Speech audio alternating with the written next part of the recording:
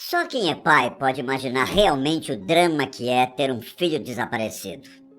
Não saber como seu filho está, se ele está com frio, com fome, com medo, ou mesmo se ainda está vivo. De fato, é uma das piores sensações que uma pessoa pode sentir. E isso é muito mais comum do que vocês podem imaginar. Aqui no Brasil, os números são assustadores. Segundo dados de 2015, cerca de 250 mil pessoas desaparecem por ano. Dessas 250 mil pessoas, 40 mil têm menos de 18 anos. Não sei se vocês já repararam, mas em alguns estados brasileiros, fotos de crianças desaparecidas são colocadas em contas de luz, água, a fim de facilitar as buscas. Nos Estados Unidos, durante muito tempo, essas fotos eram colocadas em caixas de leite. E eu não sei se isso ainda acontece por lá, mas no passado ajudou muitas crianças a encontrarem seus lares. Em um caso específico, uma dessas crianças estava passeando pelo supermercado com seu pai, até que ela viu sua própria foto estampada em uma embalagem de papelão. E hoje eu conto como uma criança descobriu que toda a sua vida, na verdade, era uma farsa. Bom, na verdade existem dois casos marcantes para a história dos norte-americanos. O primeiro diz respeito a uma menininha chamada Bonnie Loman. Ela foi sequestrada pelo padrasto e pela própria mãe, deixando o pai de Bonnie desesperado. Pelo fato dela não ter sido levada por uma pessoa estranha, seu caso não foi tratado como um típico caso de sequestro. Mesmo assim, o pai de Bonnie fez de tudo para que conseguisse colocar a foto da filha nas caixas de leite. Bonnie foi levada quando ela estava com apenas 3 anos de idade. Na época, ela morava um tempo na Espanha, depois passava mais algum tempo no Havaí, sempre revezando entre esses dois países. Acompanhada da sua mãe e do padrasto, ela não tinha permissão para sair sozinha de casa. Mas conforme a garotinha foi crescendo, seu padrasto começou a permitir que ela andasse sozinha pelas ruas. Um dia, por acaso, Bonnie passeava com seu padrasto por um supermercado. Ao olhar para uma caixa de leite, ela se deparou com uma imagem um tanto familiar. Depois de analisar a imagem, Bonnie viu que a criança da caixa de leite era ela. Na época, a garotinha ainda não sabia ler e não conseguiu ver que acima da sua foto havia a frase "Criança desaparecida".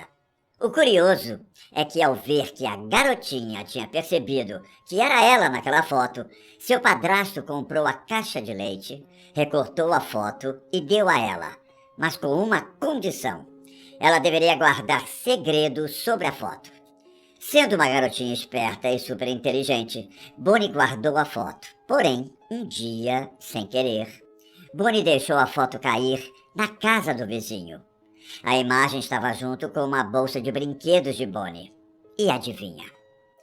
Como as pessoas dizem por aí, a casa caiu para a mãe e padrasto de Bonnie. Os vizinhos perceberam na hora que ela era a garota da foto e que estava desaparecida, e não hesitaram em ligar para a polícia. Felizmente, as autoridades conseguiram entrar em contato com o pai da garota, 4 anos depois do seu desaparecimento. Loucura esse caso, não? Mas existe uma outra história que aconteceu anos antes e que indiretamente ajudou o pai de Bonnie a encontrá-la. Estou falando da história de um garoto chamado Ethan Paz. Quando eu falo que Ethan ajudou na busca de Bonnie, é porque ele foi uma das primeiras crianças a estampar as caixas de leite. Só que diferente do caso de Bonnie, Ethan não teve um final feliz. O dia era 25 de maio de 1979. Ethan morava em Manhattan e nesse dia, o garoto de olhos claros e cabelos loiros saiu de casa para ir à escola. Só que esse era um dia especial. Até então, a mãe de Ethan nunca tinha deixado ele ir sozinho para a escola. Ele costumava sair de casa sempre acompanhado. Julie Patz, sua mãe, resolveu que já era grandinho o menino o suficiente para andar sozinho pelas ruas de Manhattan. Usando um boné preto e um tênis listrado, Ethan saiu de casa, levando uma sacola com seus carrinhos e outros brinquedos favoritos, além de $1 para comprar um refrigerante. Vocês se lembram quando a mãe de vocês deixou vocês saírem de casa sozinhos pela primeira vez? Uma sensação única, não é? Mas não no caso de Ethan. Essa seria a última vez que Julie veria Ethan. Quando ela ficou sabendo da ausência do filho na escola, seu mundo caiu. As autoridades foram informadas e uma longa busca se iniciou. O Departamento de Polícia de Nova York não poupou investimento para procurar o garoto, disponibilizando cerca de 100 policiais com cães e helicópteros na missão de encontrar Ethan. As autoridades bateram de porta em porta em vários bairros da cidade de Nova York. Além disso, as fotos de Ethan foram espalhadas por toda a cidade e foram colocadas até nas listas telefônicas. Depois, a foto de Ethan foi impressa nas caixas de leite de vários estados norte-americanos. Essa tática para procurar crianças desaparecidas tinha começado há alguns anos antes, principalmente no centro-oeste dos Estados Unidos.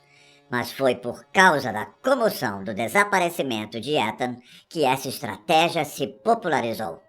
O caso de Ethan fez com que o então presidente dos Estados Unidos, Ronald Reagan, decretasse que o dia do seu desaparecimento fosse o Dia Nacional da Criança Desaparecida.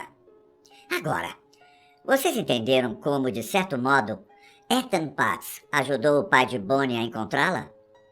Seu caso também foi fundamental para a fundação do Centro Nacional para Crianças Desaparecidas e Exploradas, em 1984.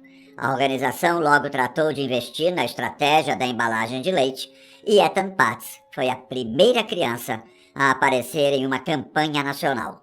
Porém, mesmo com a campanha nacional, ninguém conseguia encontrar Ethan.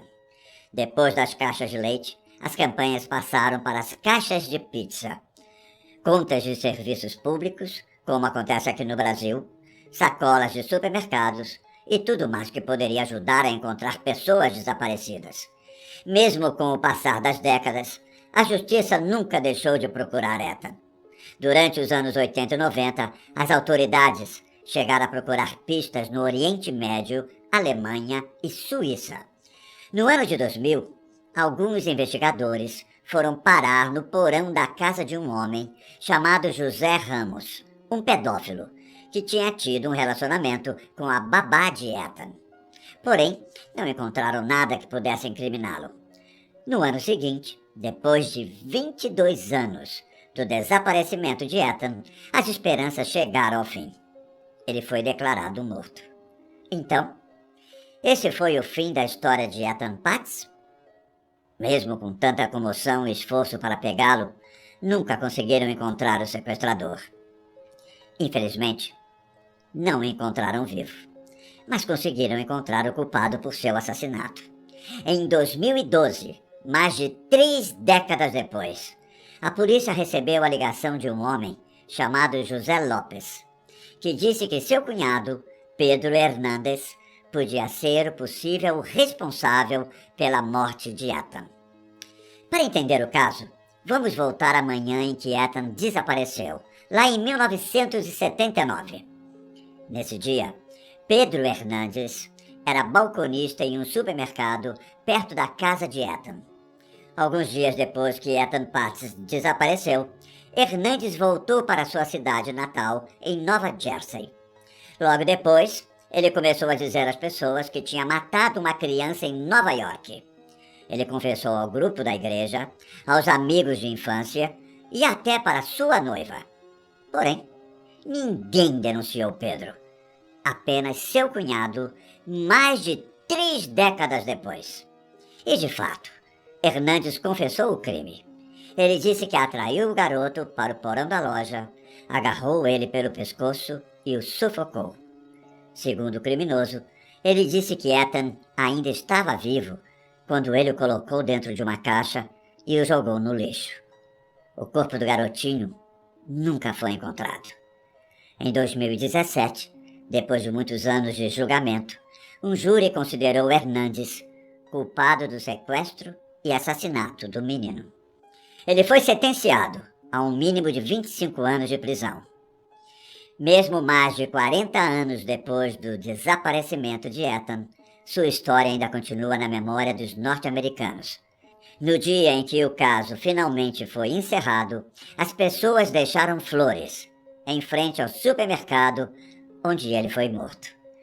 E mesmo que os rostos das crianças desaparecidas não apareçam mais em caixas de leite, o caso de Ethan Paz fez com que outras crianças fossem encontradas, como foi o caso de Bonnie Loman. Infelizmente, a história de Ethan não teve um final feliz. Eu fico muito triste com essas histórias de desaparecimentos e torço para que ninguém conheça a dor que é perder um filho.